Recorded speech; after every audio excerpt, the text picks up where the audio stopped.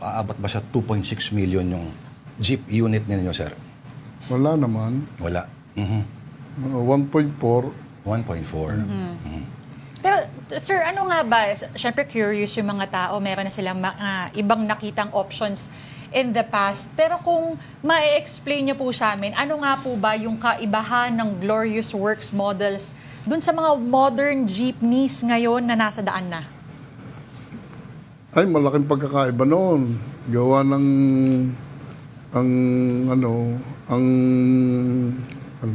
ang gawa namin na traditional na jeep ay malaking pagkakaiba dito sa modern jeep nilang sinasabi. Napakatibay nitong traditional namin ginagawang ito. Tapos, talagang gawang Pinoy siya. Sa makina na lamang, napakatibay ng makina niya kaysa mga modern jeep na sinasabi nila. Yung Euro 4 ba yung ginagamit po ninyo? Sinasabi niyo? Hindi. Iba po. Nagkabit na ako na Euro 4 Yung isang inilabas ko nung Outso, Euro 4 yun May nagsabi po na yung Euro 4 daw, mismo sa Europa, ay hindi na rin ginagamit kasi hindi rin ganun kalinis. Agree ho ba kayo dito? Tama yun. Opo. Okay. Yung tibay naman po na sinasabi ninyo, saan po nanggagaling yun? Sa quality ng bakal na ginagamit? Paano po? Parang sa mga spare parts ng nasa loob ng makina malaking pagkakaiba kaysa mga yari ng mga China ngayon. Sir, pag sinabi niyong malaki po yung pagkakaiba, ano po yung epekto ng pagkakaiba ng makina na ginagawa niyo po o nanggagaling sa inyo kaysa dun sa mga ibang options? Dahil yung ibang spare parts ng makina, talagang pagka hindi maganda pag hindi Japan, talaga napakahinang klase. Paano po naapektuhan yun yung pang-araw-araw yung mga driver natin?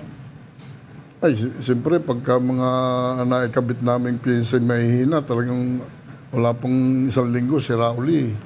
Ganun ho kabilis. As compared to? Ikukumpara natin sa mga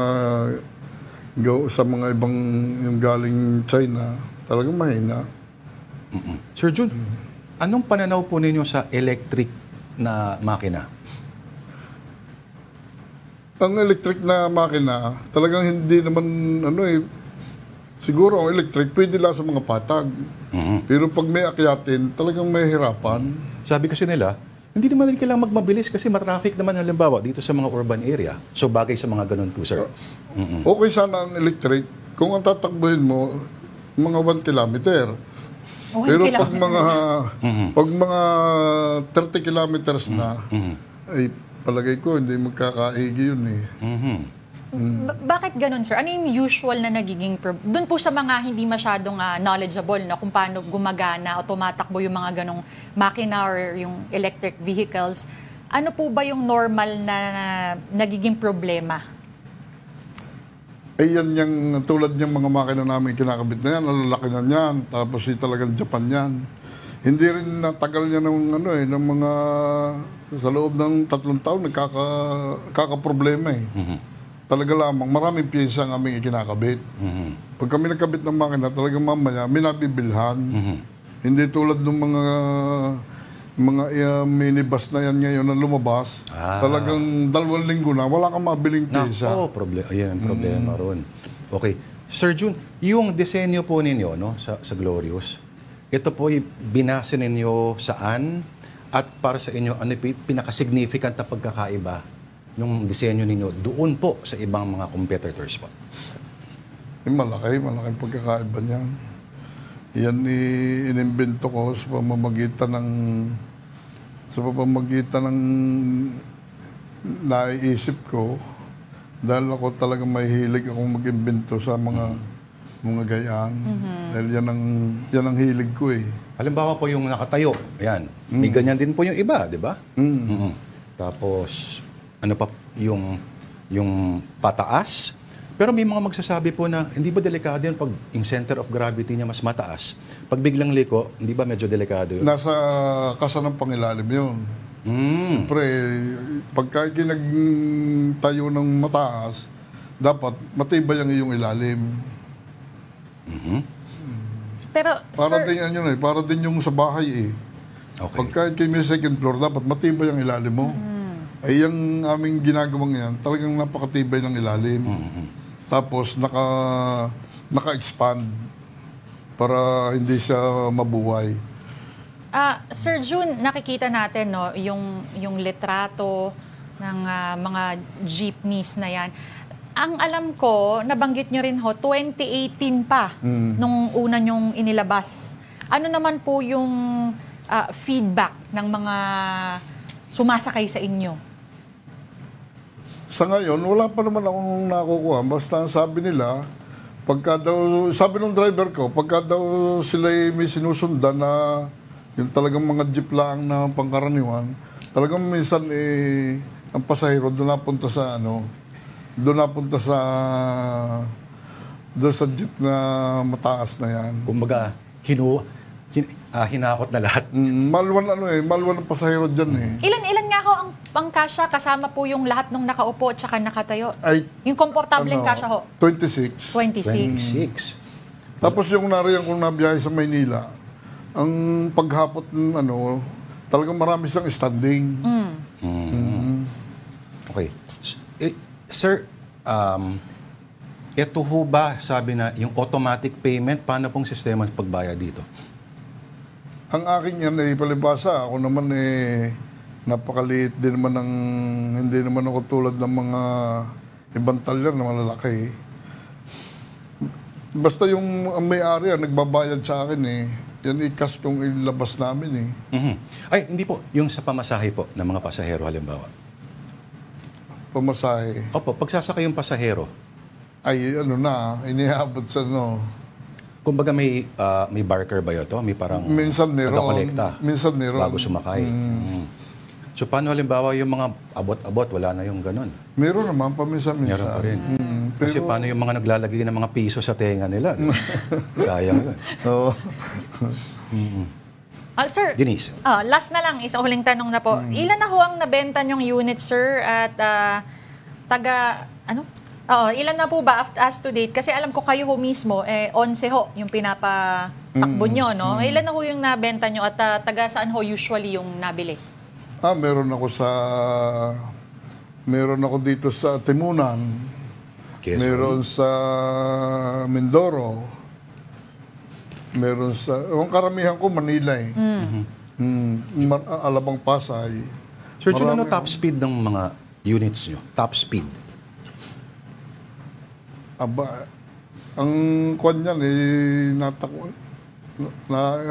rin yan ng nasa mga 120. Mabilis yun, ha? 120. Natakbo. Sir Jun, may napansin kami sa ninyo May mga kabakabayo ba yan sa hood? Pwede ba i-customize yan? Pwede ko bang dagdagan ng ibang kabayo yan? O baka... Pwede naman. Pwede naman. Yung mga disenyo po sa gilid, halimbawa yung mga naka-airspray na mga mukha ng... At may nakasulat na katas ng Saudi, mga ganyan. Pwede naman. Pwede yun. Secondin lang conforme sa may-ari. Kung anong gusto ng may-ari. Pero meron ako niyan na talagang may taong malaki sa gilid Taong malaki sa gilid. Meron tawag na yung anime na yun. Para sa inyo po yun. Akin yun. Tatlo yung akin yun. Bakit naman po yung anime na pili niyong i-display? Yun ang napili ng anak ko Sabagay. Wala kayong mga hari ng Saudi, mga ganyan. Wala naman. Hindi naman tayo nag-Saudi. Hari ng kalsada. Yan, mga ganyan, di ba? Meron pa yung mga... Sa likod, may mga quotes pa yan Basta nakalagay dyan, yung solong kalikot. Dahil nag-iisang lalaki yung anak ko yun ang ibig sabihin ng solo kalikot. Kala ko naman kung ano ibig sabihin. Yan. Kaya yung solong kalikot. Yung mga God knows who does not pay, pwede ba lagyan ng ganyan doon? Pwede man. TV, pwede lagyan. Yung mga patok na sound system, pwede lagyan. Pwede. Pwede.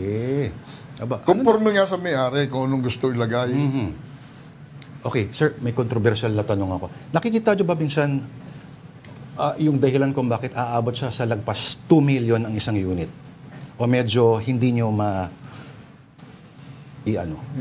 tali? Hindi ko nga alam kung bakit yun lalampas ng 2 million Samantalang yung mga jeep na yan talagang hanggang 1.5 naka-aircon na yan Ito na lang, Mang June, last na namin na tanong sa inyo. No? Ano yung pinakamababa sigurong presyo kung saan pwedeng makapag-produce at makabili ang isa ng modern jeepney?